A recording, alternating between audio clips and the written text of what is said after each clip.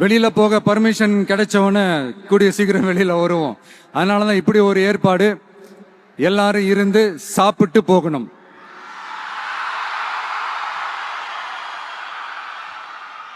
நன்றி, வணக்கம். சொல்ல மறந்துட்டேன், என் நெஞ்சில் குடியிருக்கும். நாட்டுக்காக உழைப்பதற்கே அண்ணா பிறந்தார்.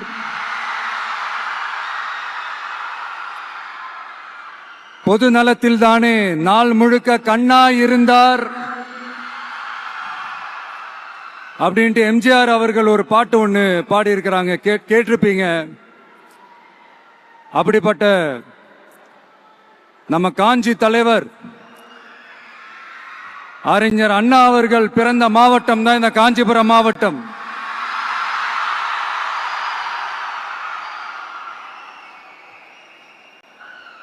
தன்னுடைய வழிகாட்டின்றதுனாலேயே தான் ஆரம்பிச்ச கட்சியினுடைய கொடியில அறிஞர் அண்ணா அவர்களை வச்சவர் எம்ஜிஆர். ஆனா அறிஞர் அண்ணா அவர்கள் ஆரம்பிச்ச அந்த கட்சியை அதுக்கப்புறம் கைப்பற்றினவங்க என்னெல்லாம் பண்றாங்கன்னு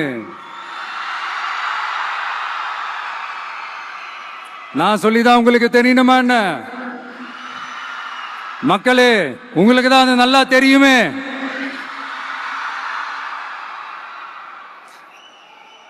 தனிப்பட்ட முறையில் எங்களுக்கும் அவங்களுக்கும் எந்த பிரச்சனையும் கிடையாதுங்க.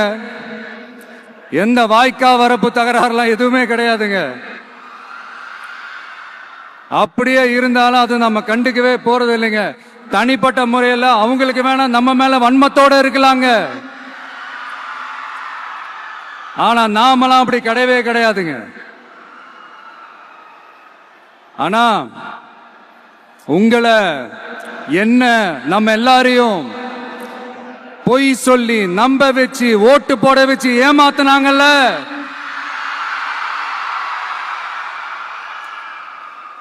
அப்படி ஏமாத்தி ஆட்சிக்கு வந்து நல்லது செய்யற மாதிரி நடிக்கிறாங்கல்ல, நாடகம் ஆடுறாங்கல்ல, அவங்கள எப்படி நம்ம கேள்வி கேட்காம இருக்க முடியும்? அதனால அவங்கள நம்ம கேள்வி கேட்காம விட போறதே இல்லை.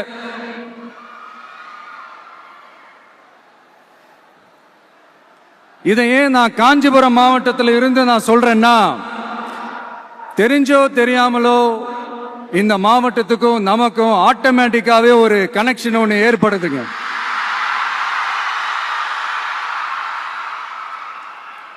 ஏன்னா நம்மளுடைய முதல் கள பயணத்தை தொடங்கினதே பரந்தூர்ல இருந்துதான். பரந்தூருக்கு போய் அந்த மண்ணில் நின்று அந்த மக்களுக்காக கேள்வி கேட்டதும் இதே அண்ணா அவர்கள் பிறந்த காஞ்சிபுரம் மாவட்டம் தான். இன்னைக்கு ஒரு பெரிய மனவேதனைக்கு அப்புறம் இந்த மக்கள் சந்திப்பு நிகழ்ச்சிக்கு வந்திருக்கிறதும் அதே அண்ணா அவர்கள் பிறந்த காஞ்சிபுரம் மாவட்டம் தான்.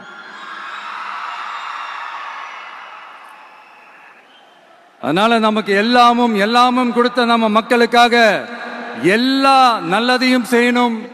அதுவும் சட்டப்பூர்வமாக செய்யணும், அங்கீகாரத்தோட செய்யணும், அதிகாரப்பூர்வமாக செய்யணும், ஒட்டுமொத்த தமிழ்நாட்டு மக்களுக்கும் செய்யணும், ஒரே மாதிரி செய்யணும், ஒரே எண்ணத்தோட செய்யணும். அந்த ஒரே லட்சியத்தோட தான் நாம் அரசியலுக்கே வந்திருக்கிறோம். அதனாலதான் மக்களிடம் செல் அப்படின்னு சொன்ன அண்ணாவை கையில் எடுத்தோம். அவங்க சொன்ன மாதிரி மக்களை நோக்கி போறோம். ஆனா மக்களிடம் செல்னு சொன்ன அண்ணாவை மறந்தது யாரு?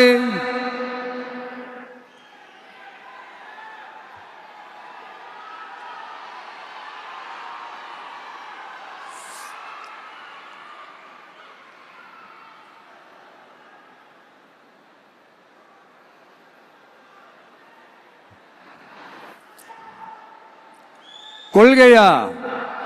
அதனப்பா கிலோ என்ன விலை என்னன்னு கேட்கிற அளவுக்கு அப்படி ஒரு கட்சியை ஒண்ணு நடத்திக்கிட்டு அந்த கட்சியினுடைய தலைவர் தமிழ்நாட்டு முதல்வர் சொல்றாரு, நமக்கு கொள்கை இல்லையா? எப்படி? நமக்கு கொள்கை இல்லையா? பிறப்புக்கும் எல்லா உயிருக்கும்னு ஒரு அடிப்படை கோட்பாட்டை நம்ம கட்சியினுடைய ஒரு முக்கிய கோட்பாட்டை அறிவிச்ச நமக்கு கொள்கை இல்லையா? எல்லாருக்கும் எல்லாமும் கிடைக்கணும், சமூக நீதி கிடைக்கணும், அந்த சமூக நீதி உண்மையான சமூக நீதியா இருக்கணும், சாதி வாரி கணக்கெடுப்பு நடத்தணும்னு ரொம்ப ஸ்ட்ராங்கா சொன்ன நமக்கு கொள்கை இல்லையா? CAA அறிவிச்சதுக்கு அப்புறம் அப்ப நம்ம கட்சி ஆரம்பிக்கிறதுக்கு முன்னாடியே எதிர்த்த நமக்கு கொள்கை இல்லையா? வகுப்பு சட்டத்தை எதிர்த்து உச்ச நீதிமன்றத்துக்கு முதல்ல போன நமக்கு கொள்கை இல்லையா? நீட்ட வந்தா ஒழிச்சிருவேன், நீட்ட வந்தா அழிச்சிருவேன், ஆட்சிக்கு வந்தவனே ரத்து செய்யறதே நீட்ட தான், அப்படி இப்படின்னு கதையெல்லாம் விடாம கல்விய மாநில பட்டியல சேர்க்கணும்னு சொன்னதோட மட்டும் இல்லாம அதுக்கு ஒரு இடைக்கால தீர்வை சொன்ன நமக்கு கொள்கை இல்லையா? சமத்துவம் சம வாய்ப்புன்னு ரொம்ப ஸ்ட்ராங்கா சொன்ன நமக்கு கொள்கை இல்லையா? இப்படி கொள்கையை வெறும் பேச்சில மட்டுமே பேசிக்கிட்டு எல்லா கொள்கையும் அண்டர் கிரவுண்ட்ல அடக்கி வச்சுக்கிட்டு என்னமோ இவங்களுக்கு மட்டும்தான் எல்லா கொள்கையும் குத்தகைக்கு எடுத்த மாதிரி. இவங்க கொள்கையே கொள்ளை தானே. எப்படி? இவங்க கொள்கையே கொள்ளை தானே. இதெல்லாம் மக்களுக்கு யாருக்கும் தெரியாதுன்னு நினைச்சிட்டு இருக்கீங்களா?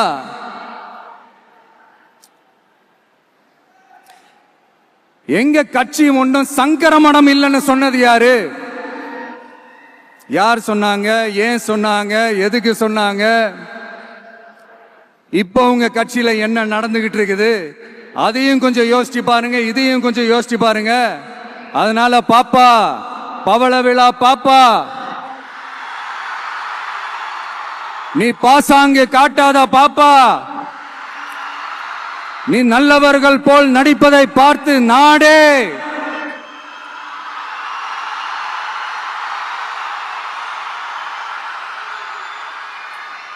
பாப்பான்னு சொன்னோம்.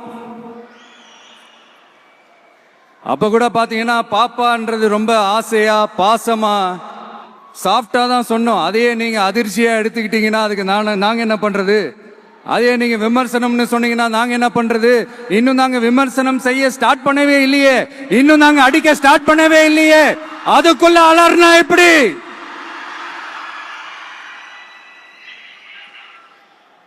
அதனால உங்க அரசவை புலவர்கள் யாராவது இருந்தாங்கன்னா கர்ச்சீஃப் எடுத்து அவங்க கண்ணீரை துடைத்து விடுங்கள். சரி, அது அவங்க பிரச்சனை, அவங்க பார்த்துக்கிட்டோம். நமக்கு எப்பவுமே மக்கள் தாங்க, மக்களுடைய பிரச்சனை பத்தி பேசுறது தான். இன்னைக்கு நம்ம காஞ்சிபுரம் மாவட்டத்துக்கு வந்திருக்கிறோம். இங்க மக்கள் ஃபேஸ் பண்ற அந்த பிரச்சனையை பத்தி நம்ம பேசி ஆகணும்.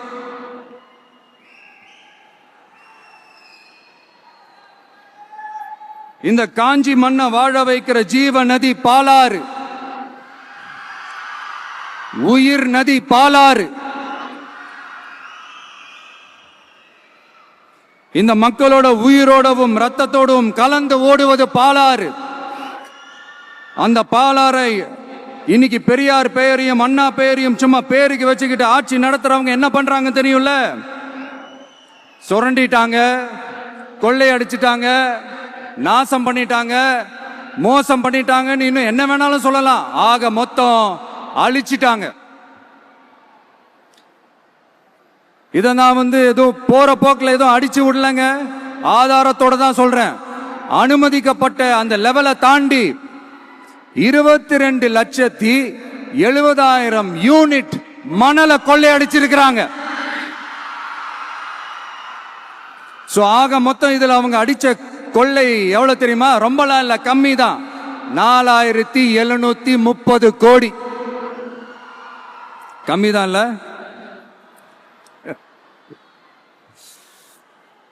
இதுக்கெல்லாம் அவங்க ஆதாரம்லாம் கேட்க முடியாது. ஏன்னா இந்த ஆதாரம்லாம் ஆல்ரெடி கோர்ட்ல இருக்குது, அமலாக்கத்துறை டிபார்ட்மெண்ட்ல இருக்குது.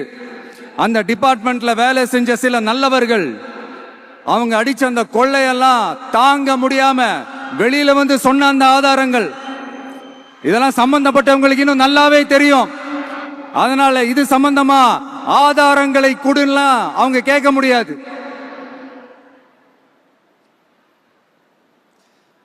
மணலை கொள்ளையடிச்சா நீர்நிலைகள் அழியும், ஏரி குளம் கண்மா எல்லாம் அழியும். இதெல்லாம் அழிஞ்சா விவசாயம் அழியும், விவசாயம் அழிஞ்சு போனா விவசாயிகள் அழிஞ்சிருவாங்க. ஆக மொத்தம் நாம எல்லாரும் மொத்தமா அழிஞ்சு போக வேண்டியதுதான். இப்படி மேல இருந்து கீழே வரைக்கும் ஒரு கட்சியை சிண்டிகேட் போட்டு கொள்ளையடிக்கிறத கேள்விப்பட்டிருக்கிறீங்களா மக்களே? இதே காஞ்சிபுரத்தோட உலக பெருமை நம்ம பட்டும் கைத்தறி துணியும் அதை தயாரிச்சு கொடுக்கிற கைத்தறி நெசவாளர்களும் தான். காஞ்சிபுரம் பட்டுன்னு சொன்னா உலகத்துக்கே தெரியும். ஆனா அதை தயாரிச்சு கொடுக்கிற நெசவாளர்கள் நிலை என்ன தெரியுமா? வறுமை, துன்பம், கந்துவட்டி கொடுமை. பட்டு கைத்தறிக்கு கூட்டுறவு சங்கங்கள் இருக்கு, பருத்தி கைத்தறிக்கும் கூட்டுறவு சங்கங்கள் இருக்கு. சுமார் 40,000 பேர் அதில் உறுப்பினர்களா இருக்கிறாங்க. அது போக சாய தொழில், தறிப்பட்டறை தொழில் இதை நம்பி 40,000 குடும்பங்கள் இருக்கு. ஆனா அவங்களோட ஒரு நாள் கூலி எவ்வளவு தெரியுமா? வெறும் 500 ரூபா தான். அதை கொஞ்சம் அதிகப்படுத்தி கொடுங்கன்னு போராடி போராடி பார்த்து ஒன்னும் நடக்கல. இதோட அவங்க கஷ்டம் முடிஞ்சுதா? வடகிழக்கு பருவமழை அந்த 500 ரூபா கூலிக்கும் வேட்டு வச்சிடுச்சு.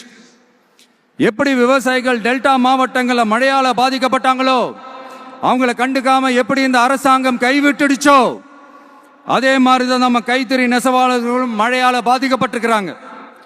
அடுத்து இந்த காஞ்சிபுரம் மாவட்டத்தோட பஸ் ஸ்டாண்டு 60 வருஷத்துக்கு முன்னாடி கட்டினதான்.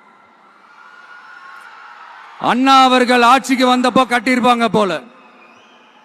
அது இன்னும் புதுப்பிக்க கூட முடியாம கேட்டா என்ன சொல்லுவாங்க? அந்த லேண்ட் கேஸ்ல இருக்குது.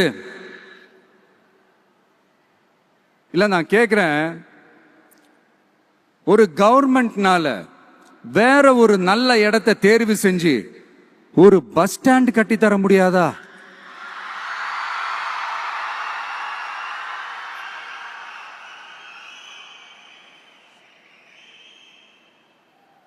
பிரச்சனை என்ன தெரியுமாங்க? அவங்களுக்கு மக்களை பத்தி யோசிக்கிறதுக்கே நேரம் இல்லை. அதுதான் பிரச்சனை.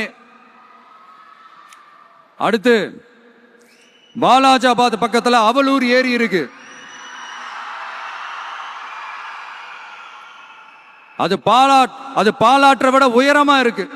அதனால என்ன ஆகுதுன்னா ஆத்து தண்ணி ஏரிக்கு போக முடியாம போயிடுது. அதை சரி பண்ணி அந்த இடத்துல ஒரு தடுப்பணையை கட்டினா ஏரி நிறைய தண்ணி நிற்கும்.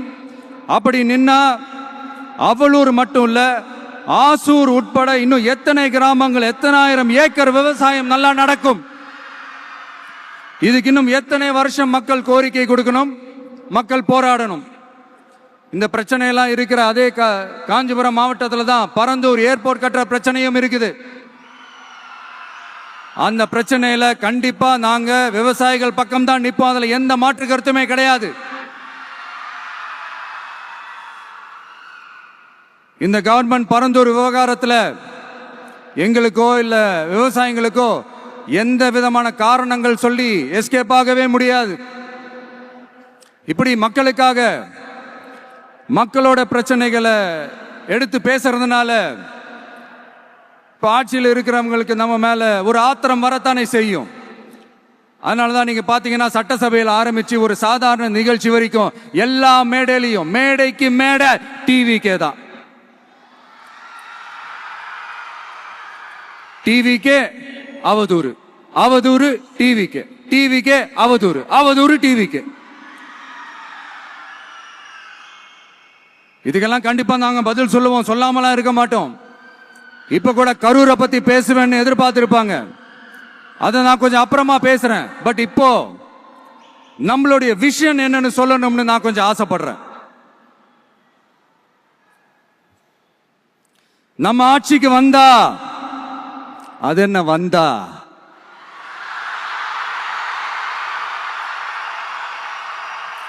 வருவோம். மக்கள் கண்டிப்பா நம்மளை வர வைப்பாங்க. மக்களுக்கான ஆட்சியை மக்களே விரும்பி வர வைக்கத்தானே செய்வாங்க. அப்படி மக்களால் அமைக்கப்பட போற நம் ஆட்சியில நம்ம என்ன செய்ய போறோம்ன்றது அதுக்கான அந்த தேர்தல் அறிக்கையில அதுக்கான விளக்கத்தை டெஃபினட்டா கொடுப்போம். பட் அதுக்கு முன்னாடி ஒரு சின்னதா லைட்டா நான் கொஞ்சம் அதை சொல்லணும்னு ஆசைப்படுறேன். எல்லாருக்கும் நிரந்தரமான வீடு இருக்கணும்.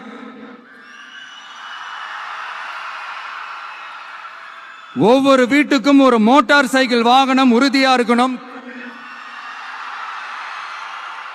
காரும் தான் லட்சியம். அதுக்கான வசதி வாய்ப்பை உருவாக்குற அளவுக்கு பொருளாதார வளர்ச்சிக்கு வழியை உண்டாக்கணும். ஒவ்வொரு வீட்டில் இருக்கிற ஒவ்வொருத்தரும் மினிமம் டிகிரி படிச்சிருக்கணும்.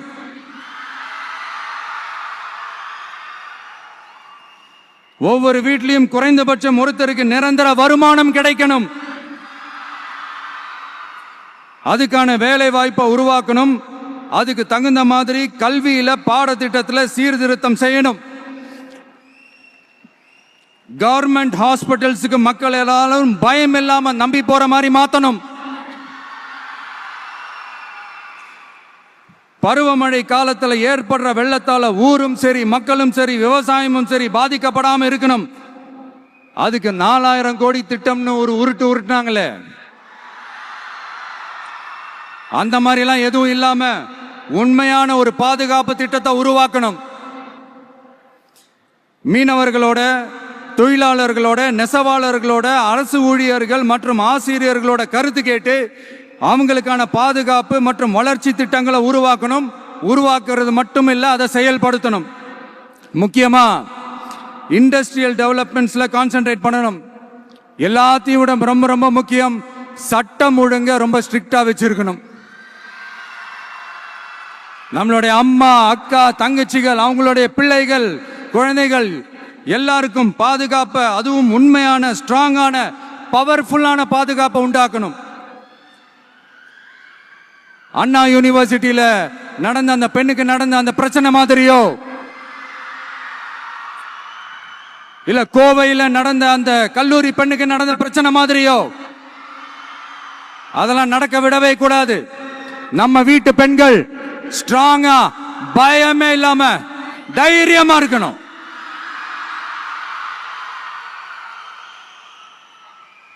இதை எப்படி செயல்படுத்த போறோன்றது முன்னாடி சொன்ன மாதிரி நம்மளுடைய தேர்தல் அறிக்கையில் அதுக்கான விளக்கத்தை ரொம்ப டீட்டெயில்டா கொடுப்போம். நான் சும்மா மற்றவங்க மாதிரி அவங்கள மாதிரி எல்லாத்தையும் அடிச்சு விட்டுட்டு ஏமாத்துற வேலையெல்லாம் இங்க கிடையாது நம்ம கிட்ட. நான் மறுபடியும் சொல்றேன், நம்ம அரசியலுக்கு வந்தது உங்களுக்கு நல்லது நல்லது நல்லது மட்டுமே செய்யறது தான். எங்களுக்கு வேற எந்த அஜெண்டாவும் கிடையாது. அதனாலதான் பாத்தீங்கன்னா கொள்கை எதிரி யாரு, அரசியல் எதிரி யாருன்னு திட்டவட்டமா சொல்லிட்டு அது வெளியே சொல்லிட்டு களத்துக்கு வந்திருக்கிறோம்.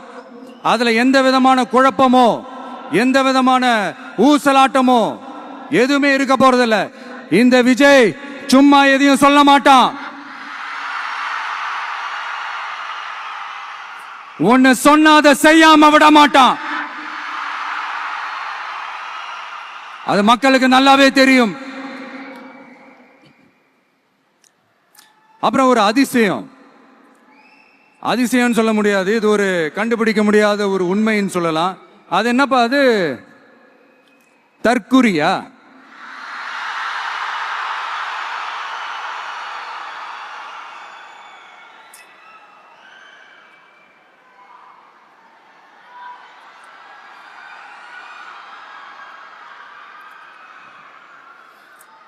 நம்ம டிவிகேக்கு சப்போர்ட் பண்ற கோடிக்கணக்கான லட்சக்கணக்கான மக்கள், நம்மளுடைய நண்பிகள், நம்மளுடைய ஜென்சி கிட்ஸ் எல்லாரையும் தற்குறிகள்னு சொல்லி வாங்கி கட்டிக்கிட்டு இப்போ அவங்களாம் தற்குறி எல்லாம் கிடையாது, அப்படிலாம் அவங்கள கூப்பிடாதீங்க, அவங்க சங்கிகள்லாம் கிடையாது, அப்படிலாம் அவங்கள கூப்பிடாதீங்கன்னு சொல்லி ஒரு குரல். யாருடா அந்த குரல் அப்படின்னு பார்த்தா, இப்ப ரீசெண்டா அறிவு திருவிழான்னு ஒண்ணு நடத்தினாங்கல்ல, சாரி, அவதூறு திருவிழா. அதுல அவங்க தலைமையே குழப்புற மாதிரி, அறிவு கண்ணை திறந்து வைக்கிற மாதிரி ஒருத்தர் பேசியிருக்கிறார். அவரு யாருன்னா அது அவங்களோட எம்எல்ஏவே. அந்த எம்எல்ஏ யாருன்னா நம்மளுடைய கொள்கை தலைவர்கள்ல ஒருத்தரான மக்கள் சேவகர் அஞ்சலை அம்மாளோட சொந்தக்காரர். என்னடா இது இப்படி ஆகி போச்சு? டிவிகேக்கு சப்போர்ட் பண்ற மாதிரி நம்ம கட்சியிலிருந்தே ஒரு குரல் வருதுன்னு சொல்லி தலைமையில ஃபுல்லா கன்ஃபியூஷன். அந்த கன்ஃபியூஷன் இதோட நிக்காது. அந்த ஆதரவு குரல் ஒரு வீடு விடாம, ஒரு இடம் விடாம, எல்லா இடத்திலையும், எல்லா வீட்லயும் இன்னும் பலமா எதிரொலிக்குதான் இல்லையான்னு பாருங்க. சும்மா பிளாஸ்ட் தான்.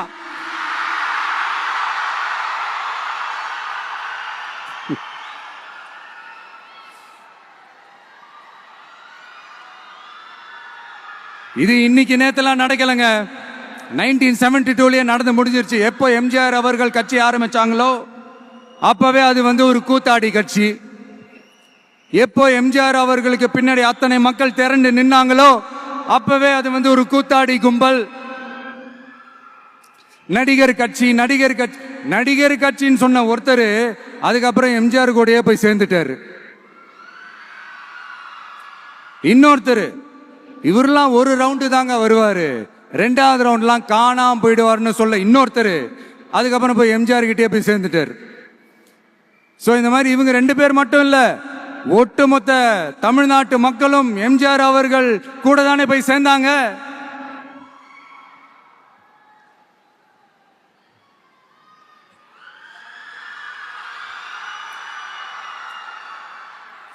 அதனால இது வரலாறு. இந்த வரலாறு நம்மளை விட அவங்களுக்கு இன்னும் நல்லாவே தெரியும். அதனாலதான் பாத்தீங்கன்னா 53 வருஷமா அதே கதறல்கள். கூத்தாடி கூட்டம், நடிகர் கட்சி, நடிகர் கூட்டம், இப்படி. மர்மயோகின்ற ஒரு படத்துல அவருடைய கேரக்டர் பேர் கரிகாலன். அதுல ஒரு சூப்பர் டயலாக் ஒன்னு சொல்லியிருப்பாரு. குறி வைத்தால் தவற மாட்டேன், தவறுமானால் குறியே வைக்க மாட்டேன்.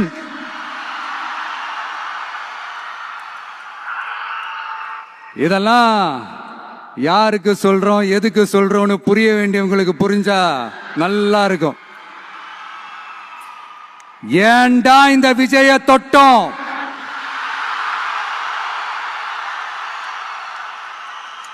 ஏண்டா விஜய் கூட இருக்கிற அந்த மக்களை தொட்டோம்? நினைச்சு ஃபீல் பண்ண போறீங்க.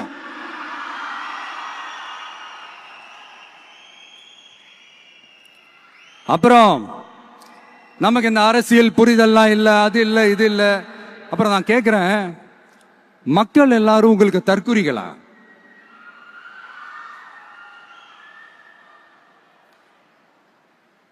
அதே மக்களோட ஓட்டு வாங்க போற நாம தற்குறிகள்னா, அப்ப இவ்வளவு நாள் அதே மக்கள் கிட்ட இருந்தானே நீங்க ஓட்டு வாங்கிட்டு இருந்தீங்க. அப்ப நீங்க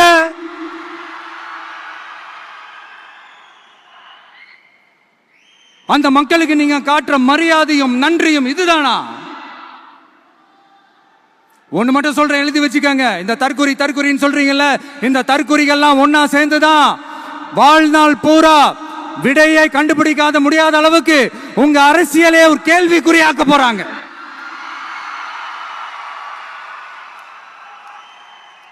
இவங்கெல்லாம் யாரும் இங்க தற்குறிகள்லாம் கிடையாது.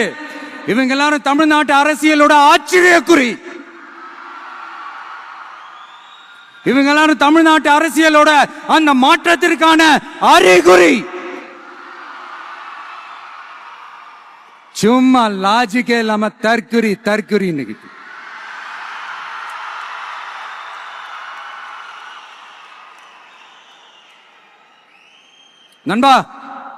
நம்பி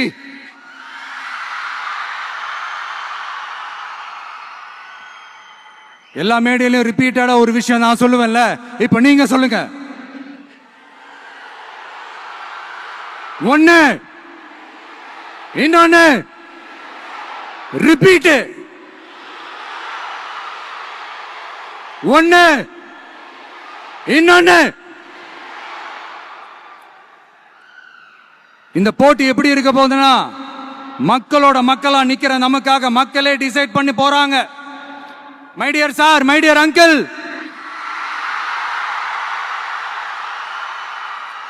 ஆல்ரெடி டிசைட் பண்ணியாச்சு. கான்பிடண்டா இருக்க மக்களே, நல்லதே நடக்கும், வெற்றி நிச்சயம். மீண்டும் சந்திக்கும் வரை நன்றி, வணக்கம். வெளியில போக பர்மிஷன் கிடைச்சவன கூடிய சீக்கிரம் வெளியில வருவோம். அதனாலதான் இப்படி ஒரு ஏற்பாடு. எல்லாரும் இருந்து சாப்பிட்டு போகணும்.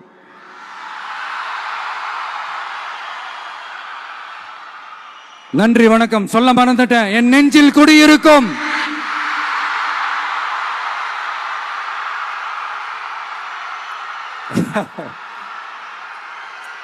Sorry, slip my mind. Thank you. மீண்டும் சந்திக்கும் வரை நன்றி, வணக்கம்.